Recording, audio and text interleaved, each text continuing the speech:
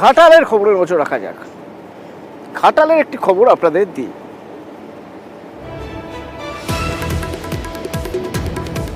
ঘাটালে 1 দশকেরও বেশি cold storage বন্ধ হয়ে পড়ে রয়েছে দীর্ঘদিন। এবার চন্দ্রকোনার এই কোল্ড স্টোরেজ একরকম নষ্টের মুখে। যখন তৈরি হয়েছিল প্রায় কোটি টাকার ব্যয় তৈরি হয়েছিল 10 বছর আগে, এবং এখনো পর্যন্ত এই কোল্ড স্টোরেজ চালুই হয়নি। বন্ধ করতে গেলে ওটা তো স্টেট মার্কেটিং এর আন্ডারে রয়েছে, ওনারাই বলতে পারবেন কেন চালু হয়নি। কতদিন থেকে এটা বন্ধ হয়ে পড়ে আছে? প্রায় 12 বছর বন্ধ হয়ে পড়ে। মানে তৈরির পর থেকে বন্ধ? হ্যাঁ, তৈরির পর থেকেই বন্ধ, সমস্ত কিছুই আছে, তারপরেও বন্ধ? তারপরেও বন্ধ।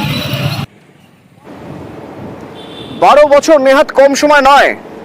12 বছর আগে এখানে একটা কোল্ড স্টোরেজের প্রয়োজনীয়তা আছে, এটা ভেবে যদি কোল্ড স্টোরেজ করা হয়ে থাকে তাহলে 12 বছর পর সেই প্রয়োজনীয়তা কতটা বেড়েছে একবার ভাবুন। অথচ এখন এই কোল্ড স্টোরেজ চালু করা গেল না কেন? কোথায় জট? সুকান্ত আমার সহকর্মী সরাসরি আমার সঙ্গে রয়েছেন। সুকান্ত,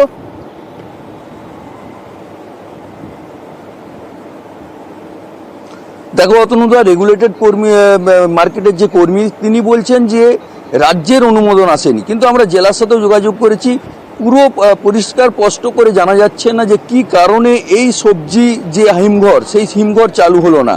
এক কথায় চন্দ্রকোনা গড়বেতা বিস্তীর্ণ এলাকার কৃষকদের সুবিধার কথায় ভেবে এই কিন্তু হিমঘরটি চালু করা হয়েছিল 2012 সালে প্রায় 1 কোটি টাকা খরচ করে, কিন্তু সেটা চালুই হলো না। তা এক কথায় হিমঘরটি এখন নষ্ট হয়ে যাচ্ছে এবং ঝোপ জঙ্গলে পরিণত হয়েছে, মেশিন নাকি খারাপ হয়ে গিয়েছে বলে দাবি। এই পরিস্থিতিতে এখন ঘাটালের মহকুমা শাসক কিন্তু স্পষ্টভাবে জানিয়ে দিয়েছেন যে দ্রুত এই হিমঘর চালু করতে হবে, আর এই হিমঘর চালু করলে এলাকার কৃষক থেকে ব্যবসায়ী তারা কিন্তু উপকৃত হবেন। অতনুদা, সুকান্ত, একটা বিষয় একটু জানতে চাইবো। প্রশাসনিক তরফে, সরকারি তরফে সব ব্যবস্থা নেওয়া হয়েছে, ব্যবসায়ীরা তারাও চান হিমঘর হয়ে যাক, কিন্তু হিমঘর হচ্ছে না কেন? এর পিছনে যদি হিমঘর না হয়ে থাকে তাহলে এর পিছনে লাভ কাদের?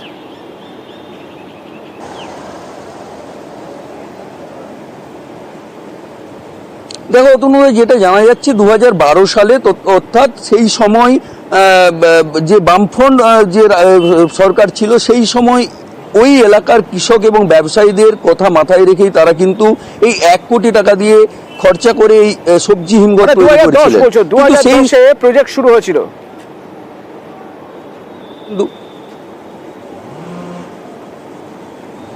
হ্যাঁ অতনুদা, 2010-এ শুরু হয়েছিল, কিন্তু 2012-র মধ্যে কমপ্লিট হয়ে গিয়েছিল, অর্থাৎ 12 বছর কেটে গিয়েছে, এখনো কিন্তু সেই সবজি হিমঘর চালু হয়নি। আর সেই নিয়েই এলাকার কৃষক এবং ব্যবসায়ী তারা কিন্তু দাবি তুলছেন যে দ্রুত এই হিমঘর চালু করা হোক এবং তাতে তাদের সুবিধা হবে।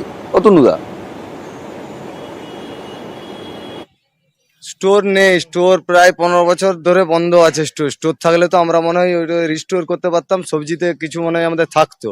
আরে পচে যাওয়ার কারণে ফেলে দিতে হচ্ছে আমাদেরকে, পুনরায় লস হচ্ছে আমাদের।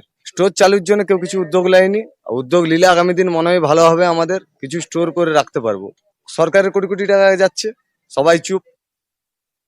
এটা একটা গভর্নমেন্টের স্টোরেজ আছে এখানে, কোল্ড স্টোরেজ যদি চালানো যায় সেটা, তাহলে সবজির দাম যখন কম থাকে তখন চাষিরা এখানে রাখতে পারবে, যখন দাম বাড়বে সেটা বেশি দামে একটু বিক্রি করতে পারবে। তো সেই জন্য বললাম বিডিও সাহেব যদি উদ্যোগ নেয় এটা ভালো একটা কাজ হতে পারে।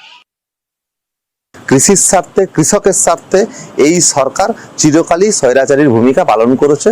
তারই প্রমাণ চেন কুলিং সিস্টেমকে বন্ধ করে ফেলে রাখা।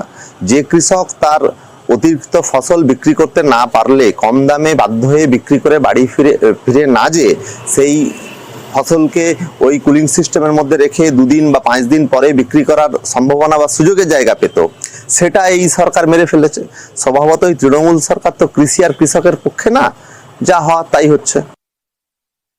আমাদের এরিয়া কৃষি প্রধান এরিয়া, তো এখানে সবার আগে কৃষকদের কথা ভাবনা চিন্তা করা উচিত, কিন্তু এই সরকার দেখুন কোনো ভাবনা চিন্তার বালাই নাই। কৃষকরা এই ব্যাপারে অনেকবারই আন্দোলন করেছে, বলেছে, তারপরেও কোনো বিন্দুমাত্র এদের কোনো হেলদোল নেই। স্বাভাবিকভাবে এদের কাছ থেকে এই জিনিস আশা করা কখনোই সম্ভব নয়। এরা যেখানে কাটমানি পাবে সেদিকেই এদের নজর, যেখানে টাকা রোজগার করতে পারবে সেদিকেই এদের নজর। সেই সব কাজ এরা ভালো করতে জানে, এই মানুষের কথা এরা হচ্ছে ভাবা না।